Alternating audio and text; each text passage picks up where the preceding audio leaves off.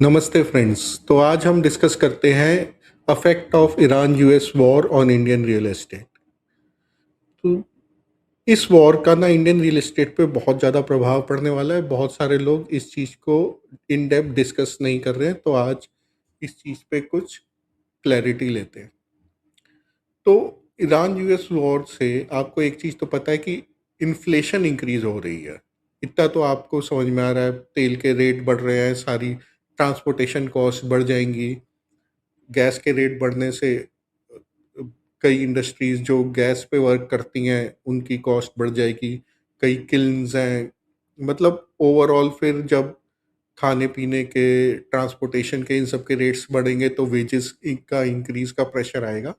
So overall एक inflationary है ये वॉर। अब वो देखना पड़ेगा कि वॉर कितनी चलती है, कितनी जल्दी खत्म होती है, वापस क्रूड वापस कम होता है या नहीं होता। तो वो एक अलग चर्चा है, उस चीज़ को डिस्कस नहीं करेंगे। अभी हम देखते हैं जो आज की करंट सिचुएशन है, उसमें ऑलरेडी इन्फ्लेशनरी प्रेशर्स इंक्रीज हो गए हैं, तो उसको थोड़ा डिस्कस करते हैं। तो इन्फ्लेशन इंक्रीज होने से अगर कोई फ्लैट ओनर है जिनके ऑलरेडी रेंट पे चढ़ा हुआ है, ईएमआई जा रही है, तो उनको तो बहुत मज़े आएंगे, क्योंकि ऑफ कोर्स रेंट इंक्रीज होगा जैसे इन्फ्लेशन इंक्रीज होगी। ईएमआई उतनी है या ईएमआई पे नहीं है हाउस, तो आपको एक बेनिफिट होगा जो ready to move in house own करते हैं। ठीक है, ये क्लियर कट है कि ready to move in house है और रेंट इंक्रीज होने के चांसेस ज़्यादा हैं जैसे जैसे इन्फ्लेशन बढ़ेगी, क्योंकि रेंट भी इन्फ्लेशन से ही लिंक्ड है। जैसे बाकी सब चीज़ के रेट बढ़ेंगे तो रेंट क्यों पीछे रहेगा। ठीक है। सो अब एक चीज़ डिस्कस करते हैं कि इसका ओवरऑल मार्केट सिनेरियो पे क्या फ़र्क पड़ता है, स्पेशली इन टर्म्स ऑफ जो अंडर कंस्ट्रक्शन है या जो नए न्यू लॉन्चेस हो रहे हैं उस पे क्या फ़र्क पड़ता है। तो पीछे आपने 2-3 साल से, आप 3-4 साल से देख रहे हैं कि एक रॉकेट लगा हुआ था इंडियन रियल एस्टेट में, और उस वजह से अभी affordability is at the lowest level. Already rates बढ़ चुके हैं, अफोर्डेबिलिटी लो है। पीछे हमने देखा 1 साल 2 साल से थोड़ा प्लेटो हिट हुआ और थोड़ा सॉफ्टनिंग हुई है रियल एस्टेट मार्केट में। ये हम सब ने ऑब्जर्व किया है कि कुछ-कुछ डिस्काउंट्स आने शुरू हो गए थे मार्केट में। लेकिन अब कॉस्ट बिल्डर की इंक्रीज़ हो जाएगी।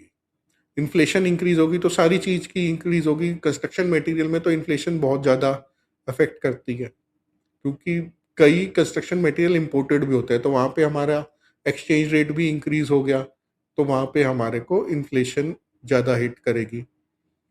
ट्रांसपोर्टेशन कॉस्ट बढ़ गई, फिर वेजेस का डायरेक्ट लिंकेज है इन्फ्लेशन से, तो बिल्डर की जो कॉस्ट है वो बढ़ गई। तो जो वो डिस्काउंट दे पा रहा था मार्केट में, वो अब स्क्वीज़ आउट हो जाएँगे, मतलब वो नहीं दे पाएगा। अगर डिस्काउंट नहीं दे पा रहा है और अफोर्डेबिलिटी ऑलरेडी लो है, तो सेल्स वेलोसिटी और धीरे हो जाएँगी। चांसेस हैं, और धीरे होने के चांसेस हैं कि सेल्स वेलोसिटी और धीरे हो जाएगी। So this will create a double whammy for the builder. क्योंकि एक तरफ तो कॉस्ट बढ़ रही है, ऊपर से सेल्स वेलोसिटी स्लो हो रही है, प्राइसिंग पावर है नहीं, ऑलरेडी मार्केट में अफोर्डेबिलिटी लो है, और प्राइस अगर बिल्डर को बढ़ाने पड़ गए तो वो माल बिकेगा नहीं। तो इस सब से जाके अफेक्ट क्या हो रहा है, अगर अंडर कंस्ट्रक्शन प्रॉपर्टी है और बिल्डर ओवर लेवरेज है। सपोज एक बिल्डर है, उसके बहुत सारे प्रोजेक्ट्स ओपन है अंडर कंस्ट्रक्शन में, तो सारे प्रोजेक्ट्स के रेट बढ़ गए, कॉस्टिंग बढ़ गई। जो सारे प्रोजेक्ट्स ओपन है आज, उनके अंदर सैनिटरी लगना है, टाइल्स लगना है, जो भी इलेक्ट्रिक सामान लगना है, वेजेस हैं, सबके रेट्स इंक्रीज हो गए। वहां पे जो मार्जिन्स एक आ रहे थे बिल्डर को, वो स्क्वीज आउट ऑलरेडी हो गए। तो अफोर्डेबिलिटी ऑलरेडी लो थी बिल्डर की, ऊपर से कॉस्टिंग इंक्रीज हो गई। सपोज एक बिल्डर है और उसने 10 प्रोजेक्ट्स लॉन्च कर रखे हैं अभी ऑलरेडी, जो अंडर कंस्ट्रक्शन है। एक एग्जांपल लेके चल रहे हैं, किसी एक स्पेसिफिक बिल्डर की बात नहीं कर रहे, एक एग्जांपल लेके चल रहे हैं, क्योंकि हर एक बिल्डर का एक लेवल होता है। कोई ऐसा बिल्डर भी होता है जिससे 1 या 2 प्रोजेक्ट लॉन्च कर सकता है, कोई ऐसा बिल्डर भी हो सकता है वो 20 प्रोजेक्ट भी हैंडल कर सकता है, जितना जिसकी डेप्थ है, जितने उसकी डीप पॉकेट्स हैं, जितना उसका इंफ्रा है, उस हिसाब से रहता है। तो बिल्डर ऑलरेडी एक इन्फ्लेशन को बिल्ट इन करके, प्राइस इन करके चलता है when he is launching a new project, और वो ट्राई तो करता है कि वो सारा कुछ उसे मिल जाए, इन्फ्लेशन प्लस मार्जिन। लेकिन मार्केट के ऊपर डिपेंड करता है कि वहाँ पे उस समय क्या रेट्स चल रहे हैं, और वो इन्फ्लेशन प्लस मार्जिन वो एक्चुअली मार्केट से निकाल पा रहा है या नहीं निकाल पा रहा। तो जैसे ही ये इन्फ्लेशन अब हिट होगी, तो ऐसा भी हो सकता है कि कई प्रोजेक्ट्स में उसके मार्जिन स्क्वीज आउट हो रहे हैं, और मार्जिन स्क्वीज आउट होने के साथ साथ कैश फ्लो इश्यूज भी डेवलप हो सकते हैं कि कोई बिल्डर ने 2080 प्लान, 1090 प्लान ऐसे दे रखा है। तो ओवरऑल एक जो एग्जीक्यूशन रिस्क है बिल्डर का, वो इस मार्केट में इंक्रीज हो जाएगा जैसे इन्फ्लेशन इंक्रीज होती है, और जितने बिल्डर्स के जितने प्रोजेक्ट्स ओपन हैं उतना उसको हिट लगेगा, क्योंकि जितने अगर कैपेसिटी पे पूरे प्रोजेक्ट्स ओपन है तो उसका मार्जिन वहाँ पे स्क्वीज होना शुरू हो जाएगा। तो इस वॉर से ना ओवरऑल जो एक एग्जीक्यूशन रिस्क है अंडर कंस्ट्रक्शन प्रोजेक्ट्स पे, वो इंक्रीज होता है।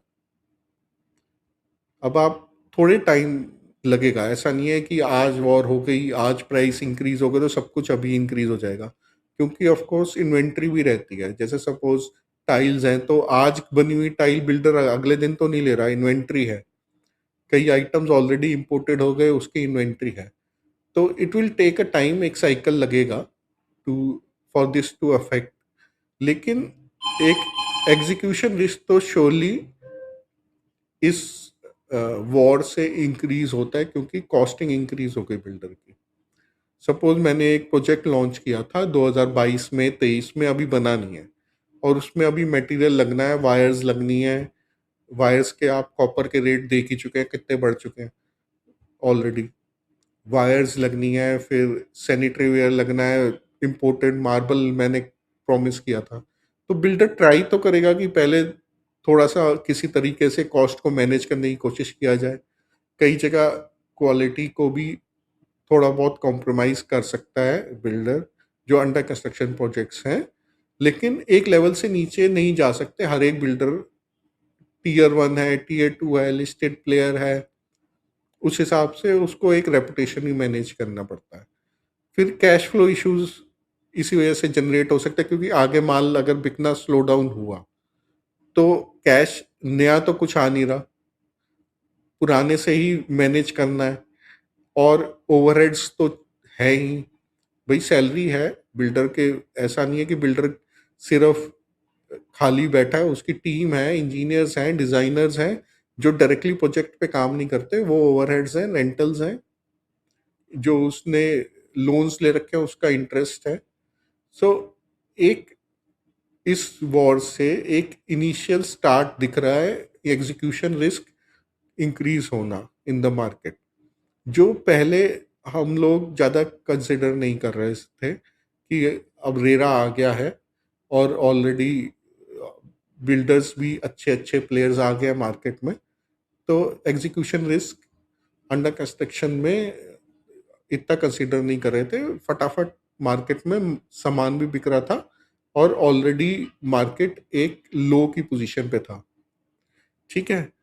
सो अब गोइंग फॉरवर्ड हम क्या कर सकते हैं, आपको अंडर कंस्ट्रक्शन प्रॉपर्टी लेते समय पहले एक बारी चेक कर लेना है कि बिल्डर के कितने प्रोजेक्ट्स अभी ऑलरेडी अंडर डेवलपमेंट है, कहीं वो बहुत ज़्यादा ओवर लिवरेज तो नहीं है।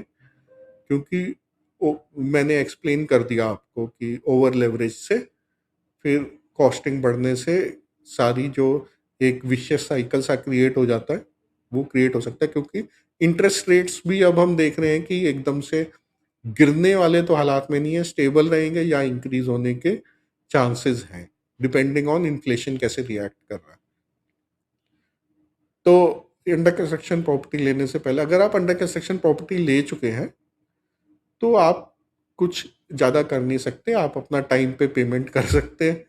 ऐसा भी नहीं है कि एकदम से एग्जीक्यूशन रिस्क इतना आ गया कि सब बिल्डर डूब जाएंगे, ऐसा मैं बिल्कुल नहीं कह रहा, लेकिन एक हमें प्रैग्मेटिक और प्रैक्टिकल व्यू लेके चलना है कि अंडर कंस्ट्रक्शन प्रॉपर्टी में इन्वेस्ट करने से पहले बिल्डर कितना लेवरेज आउट है मार्केट में, ये चीज़ हमें ऑलरेडी देख लेनी है, क्योंकि कॉस्टिंग तो उसकी बढ़ रही है।